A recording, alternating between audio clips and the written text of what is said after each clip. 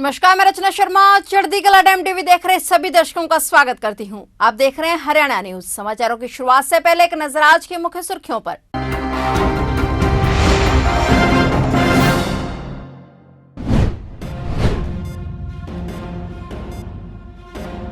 CM Manohar Lal ने अंत्योदय परिवारों का किया विस्तार, 28 लाख परिवारों को मिलेगा लाभ।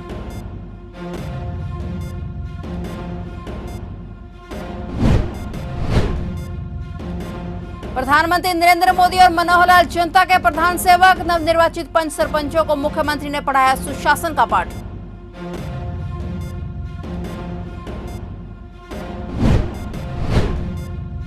झज्जर जिले के बाड़सा में 50 एकड़ में खुलेगा आईआईटी दिल्ली का एक्सटेंशन कैंपस। मरीजों के साथ खिलाड़ियों को मिलेगा लाभ, विभिन्न प्रकार के रोजगार के अवसर भी होंगे सृजित।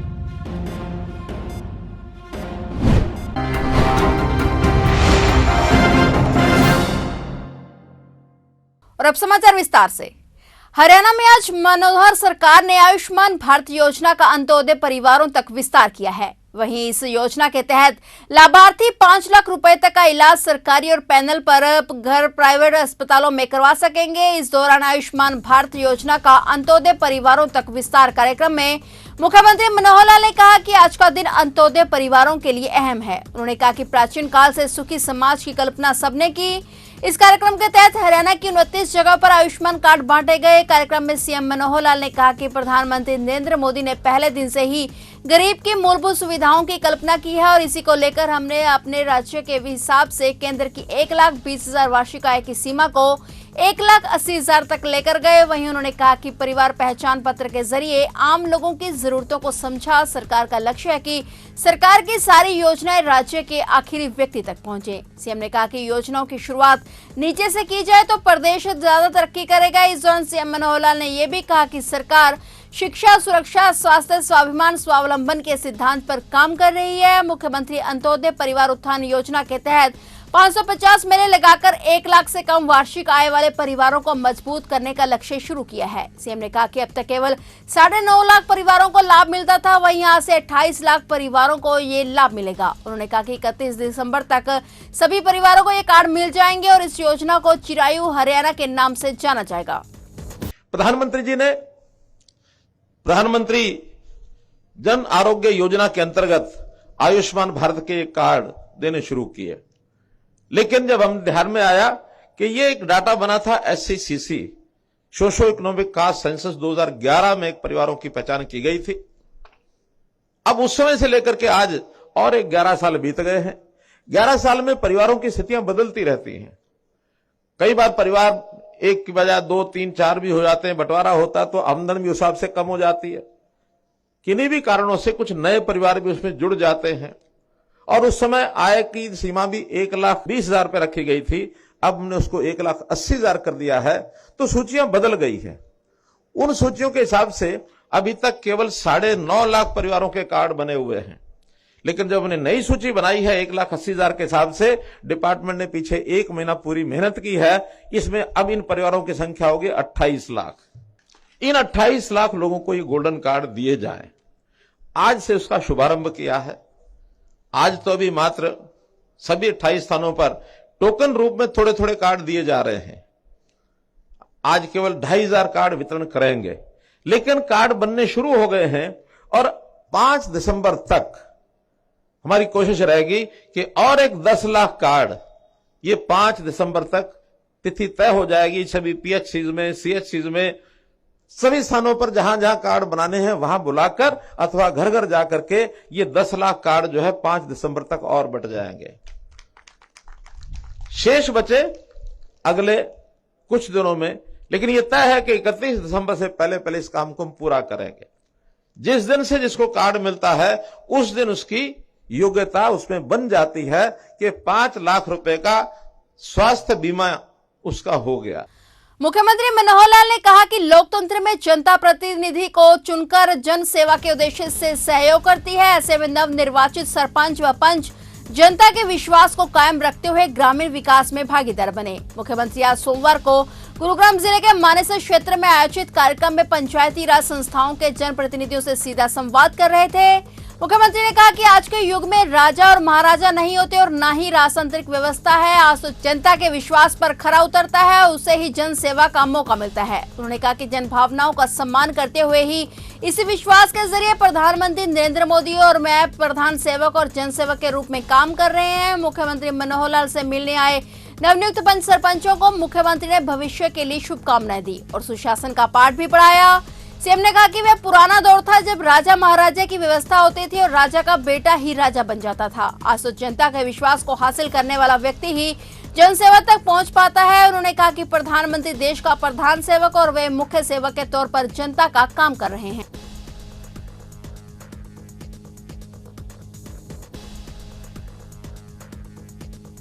हरियाणा के झज्जर जिले के गांव बाड़सा में लगभग 50 एकड़ भूमि पर आईआईटी दिल्ली का एक्सटेंशन सेंटर स्थापित होगा। इस सेंटर की स्थापना को लेकर मुख्यमंत्री मनोहर लाल ने दिल्ली के हरियाणा भवन में आईआईटी की दिल्ली के अधिकारियों के साथ बैठक की। बैठक में मुख्यमंत्री ने गांव बाड़सा में आईआईटी दिल्ली के एक्सटेंशन सेंटर की स्थापना को मंजूरी दी और आईआईटी दिल्ली की टीम को आश्वस्त किया कि इस मामले में हरियाणा सरकार उन्हें पूरा सहयोग देगी। उन्होंने कहा कि बाड़सा में स्थित राष्ट्रीय कैंसर संस्थान से मिलने वाले मरीजों के डाटा और स्वास्थ्य विज्ञान की आईआईटी दिल्ली की टेक्नोलॉजी के समावेश से नई हेल्थ केयर प्रौद्योगिकियां विकसित होंगी। इससे मरीजों के साथ साथ खिलाड़ियों को भी लाभ मिलेगा। इस कैंपस में एमएससी, पीएचडी के अलावा विभिन्न प्रकार के सर्टिफिकेट कोर्स भी करवाए जाएंगे और इन विशेष कोर्सों और ट्रेनिंग प्रोग्राम से युवाओं की स्किलिंग होगी और स्थानीय युवाओं के लिए विभिन्न प्रकार के रोजगार के अवसर भी सृजित होंगे। मुख्यमंत्री मनोहर लाल ने कहा कि यह कैंपस भारत का प्रेसिजन मेडिसिन अर्थात मरीज विशेष को किस प्रकार की दवा की आवश्यकता है, अनुसंधान से वह दवा विकसित करने का भारत का पहला केंद्र बनेगा।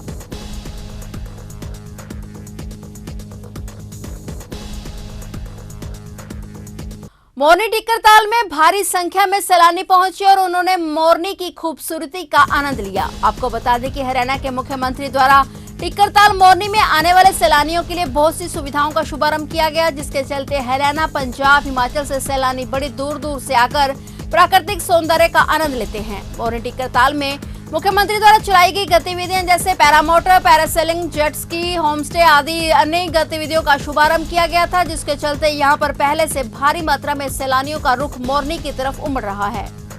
कि हमारा जो ये एकमात्र स्टेशन है, हिल स्टेशन कह लो, मोरनी हिल्स हरियाणा का एकमात्र हिल स्टेशन है और इसको हम इस तरीके से बनाना चाहते हैं ताकि जो भी पर्यटक आए उनको अच्छा फील करें और उनके लिए साफ़ सफाई का विशेष प्रबंध किया जा रहा है। बाकी जो है इसके अंदर जो कमियां थी मेंटेनेंस के कार्य को देखते हुए पेंट वर्क जो है कोरोना के कारण काफ़ी समय से मतलब यहाँ पे सारा बंद था और उसको हम सुंदर बनाने के लिए हमारा भरसक प्रयास जारी है और हर एक कॉर्नर से कमरों के अंदर बाहर लॉन एरिया हर जगह से पूरी तरीके से मेंटेनेंस करवाई जा रही है ताकि किसी भी तरीके से जो भी हमारे पर्यटक आए वो अच्छा फील करके जाएं और अच्छा एक्सपीरियंस होगा। उससे हमारा जो है यहाँ का टूरिस्ट का फ्लो अच्छा बढ़ेगा। बाकी माननीय चीफ मिनिस्टर साहब की तरफ से हमें एक सख्त इंस्ट्रक्शंस हैं कि इस एरिया में सिक्योरिटी का पूरा प्रबंध किया जाए, जिसके लिए बाकायदा जो है राइडर्स की ड्यूटी लगाई गई है और 112 नंबर वालों की भी ड्यूटी लगाई गई है ताकि वो कंट्रोल रूम से इन टच रहते हैं ताकि हमारे कस्टमर्स को किसी भी तरीके से कोई परेशानी ना आए। और 24 घंटे जो है हमारा जो है इसीलिए ध्यान है और बाकी ये सड़कों का भी दोनों तरफ से हमारा काम चल रहा है, मोरनी साइड से भी और रायपुरानी साइड से भी।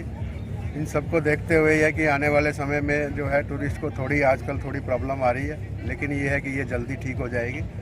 आगे इसको और अच्छा बनाने के लिए हम भरसक प्रयास। यमुनानगर के हमीदा चौकी के अंतर्गत पड़ते खड्डा कॉलोनी में एक प्लॉट पर मिट्टी में एक कट्टे में करीब 32 किलो वजन के बुलेट के खाली सिक्के मिलने से हड़कंप मच गया। पुलिस ने मामले में जनता से संज्ञान लेते हुए बम स्क्वाड टीम को भी मौके पर बुलाया और क्षेत्र की जांच भी की जा रही है। हमीदा चौकी इंचार्ज ने बताया कि पूरे क्षेत्र की गहनता से जांच की जा रही है। बताया जा रहा है कि इन सिक्कों की संख्या 5 से 6 हजार के करीब है, जिसका वजन करीब 32 किलो है। आखिर भारी मात्रा में विस्फोटक पदार्थ का क्या इस्तेमाल किया जाना था, यह जांच का विषय है।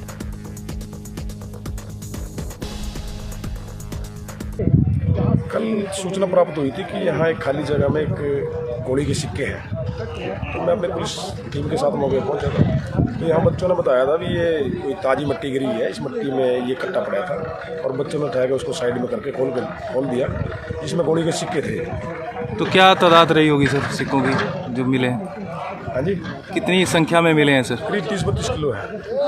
तो अब ये टीम जो आई है ये कहाँ से आई है इसके बाद? ये हमारी बम डिस्पोर्ट टीम है, एंटी सबोटाज टीम है। तो हमने एसपी साहब के दिशा निर्देशों के अनुसार भी यहाँ सारे इलाके को एंटी सबोटाज किया जाए कि और कोई विस्फोटक पदार्थ तो नहीं है या कोई और गोली सिक्का तो इसमें नहीं है। दिल्ली से सटे फरीदाबाद में शराब पीने के लिए रावली के जंगलों में जाना एक युवक को भारी पड़ गया। शराब पीने के दौरान उसका पैर फिसल गया, जिसके चलते वह 200 फुट नीचे खाई में जा गिरा और उसकी वहीं मौत हो गई। पुलिस ने काफी मुशक्कत के बाद शव को निकालकर पोस्टमार्टम के लिए फरीदाबाद के सिविल अस्पताल बादशाह खान में भिजवा दिया है। कल करीब 7 बजे के आसपास पाली चौकी इंचार्ज को सूचना मिली थी कि उसके एरिया में कोई युवक जो गहरी खाई है, करीब 200 फुट गहरी है, उसमें कोई गिर गया। मौके पे पुलिस गई, वहाँ पे अंधेरा था, तलाश करते रहे उस जगह को और बाद में पता लगा कि आदर्श नगर कॉलोनी निवासी जो कमल है HPL कंपनी में काम करता है सेक्टर 6 में, वो उसके वहाँ गहरी खाई में गिरने की वजह से और उसकी बाद में पता लगा कि मौत हो गई, जिसकी रात भर पुलिस उसको निकालने में जुटी रही और अभी उसको शव को BK हॉस्पिटल में रखा गया है।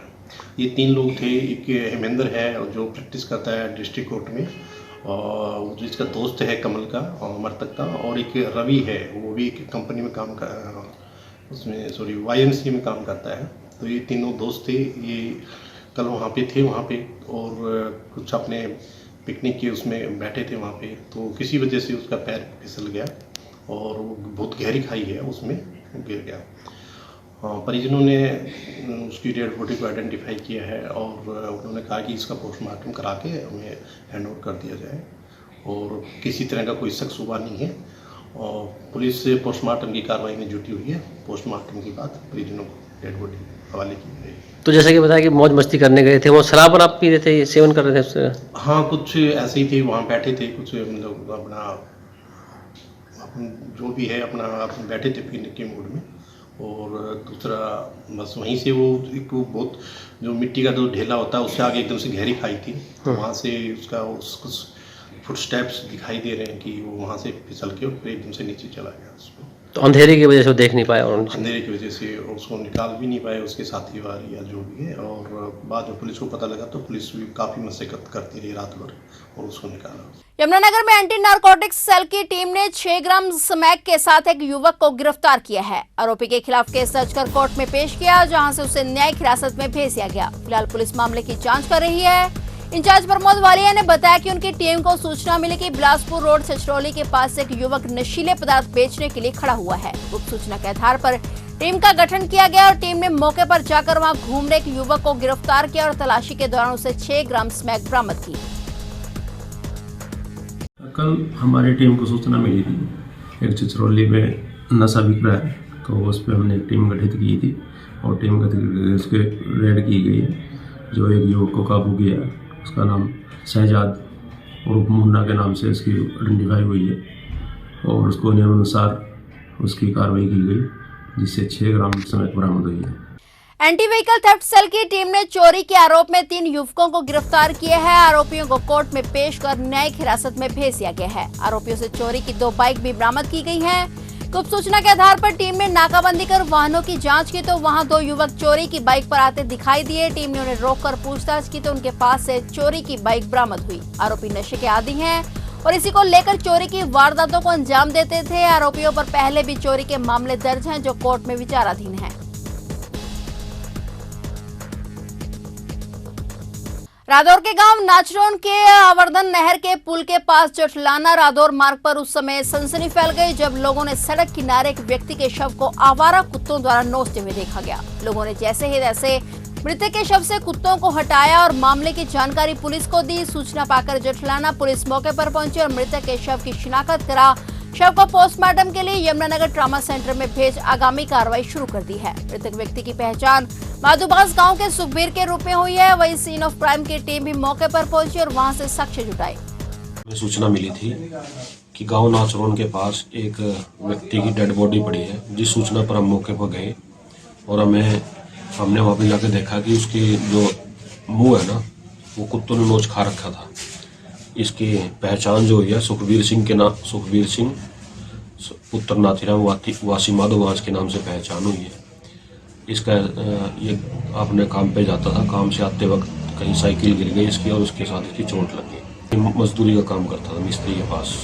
यमुनानगर में महर्षि कश्यप जी के नाम से चौक दिलाने पर महर्षि कश्यप जन जागरण सेवा समिति ने senior deputy mayor Praveen Sharma को सम्मानित किया। महर्षि कश्यप जन जागरण सेवा समिति की ओर से senior deputy mayor Praveen Sharma को उनके निवास स्थान पर जाकर सभी कश्यप समाज ने एकजुट होकर फूल माला पहनाकर उनको सम्मानित किया और महर्षि कश्यप के नाम से शहर में चौक दिलाने पर उनका धन्यवाद किया। यमुनानगर कन्हैया चौक के पास भगवान परशुराम छात्र एवं युवा संगठन हरियाणा द्वारा स्वैच्छिक रक्तदान शिविर का आयोजन किया गया। मुख्य अतिथि के रूप में समाज सेवी नवीन जय हिंद ने शिरकत की। इस मौके पर यमुनानगर के मेयर मदन चौहान मौजूद रहे। शिविर का संचालन वार्ड नंबर 21 के पार्षद अभिषेक मोदगिल द्वारा किया गया। अभिषेक मोदगिल ने बताया कि रक्तदान शिविर रानी लक्ष्मीबाई की याद में लगाया गया और 200 यूनिट रक्त एकत्रित करने का लक्ष्य है और युवा बढ़ चढ़कर रक्तदान कर रहे हैं। नवीन जय हिंद और मेयर ने युवाओं का हौसला बढ़ाया और रक्तदान करने को प्रेरित किया।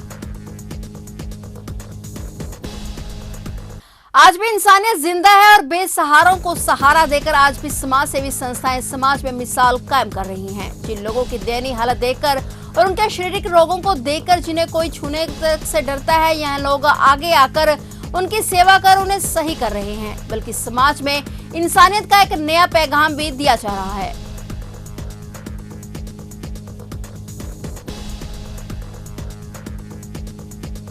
फिलहाल हरियाणा न्यूज में इतना ही और नए समाचारों के साथ फिर से हाजिर होंगे। तब तक के लिए देखते रहिए चढ़ती कला टाइम टीवी और मुझे दीजिए इजाजत। धन्यवाद।